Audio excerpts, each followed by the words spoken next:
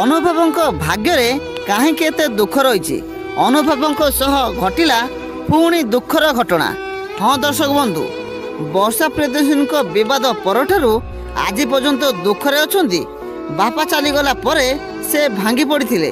ଭାବିଥିଲେ ବର୍ଷା ପ୍ରିୟଦର୍ଶିନୀ ତାଙ୍କ ଦୁଃଖ କଥା ବୁଝିବେ, ହେଲେ ତା ବି ସତ ହେଲା ନାହିଁ। ତେବେ ପୁଣି ଆଜି କେଉଁ ଘଟଣା ଘଟିଛି ଅନୁଭବଙ୍କ ସହ, ଟିକନିକ ଜାଣନ୍ତୁ।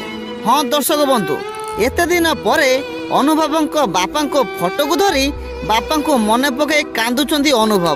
ଏଭଳି ଏକ ଫଟୋ ବର୍ତ୍ତମାନ ସମୟରେ ସୋସିଆଲ ମିଡ଼ିଆରେ ବେଶ ଭାଇରାଲ ହେଉଛି। ପ୍ରଥମେ ବର୍ଷାଙ୍କ ପାଇଁ କାନ୍ଦୁଥିଲେ, ଏବେ ବାପାଙ୍କୁ ମନେ ପକାଇ ଆଖିରୁ ଲୁହ ଝରାଉଛନ୍ତି ଅନୁଭବ। ଆଜ୍ଞା କେମିତି ବା ମନେ ପଡ଼ିବନି, ସେ ପରା ବାପା, ଜନ୍ମ କଲା ଭଗବାନ। କଥାରେ ଅଛି ବାପ ଥିଲା ପୁଅ ସବାରେ ହାରେନି। ଏହି ପଥିକ କଥା ଆଜି ଅନୁଭବଙ୍କୁ କନ୍ଦାଇ ଦେଇଛି। ଅନୁଭବ ଭାବୁଛନ୍ତି ଯଦି ଆଜି ବାପା ମୋ ପାଖରେ ଥାନ୍ତେ, ହେଲେ ମୁଁ ଆଜି ସବୁଥିରେ ଜିତିଥାନ୍ତି, ମୋତେ ବି ଦୁଃଖ ହୋଇନଥାନ୍ତା। ହେଲେ ବାପା ଚାଲିଗଲା ପରେ ମୋତେ ଯେମିତି ଲାଗୁଛି ମୁଁ ଏକୁଟିଆ ହୋଇଯାଇଛି।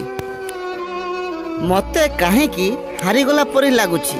ଏପରି କିଛି ମନର କଥାକୁ ସେ ତାଙ୍କ କ୍ଲୋଜ୍ ଫ୍ରେଣ୍ଡ ସହ ସେୟାର କରିଛନ୍ତି।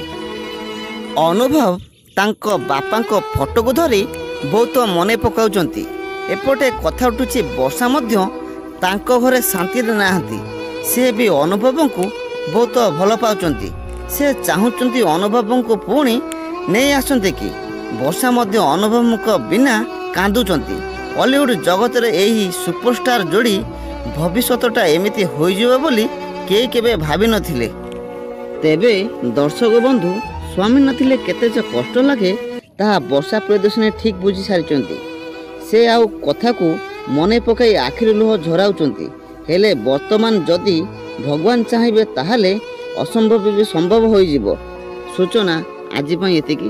ଯଦି ଆପଣଙ୍କୁ ଆମ ଭିଡ଼ିଓଟି ଭଲ ଲାଗିଥିବ ତେବେ ଭିଡ଼ିଓଟିକୁ ଲାଇକ୍ କରନ୍ତୁ, ସବସ୍କ୍ରାଇବ୍ କରନ୍ତୁ, କମେଣ୍ଟ କରନ୍ତୁ ଏବଂ ସାଙ୍ଗମାନଙ୍କ ସହିତ ସେୟାର କରନ୍ତୁ। ରହିଲି, ନମସ୍କାର।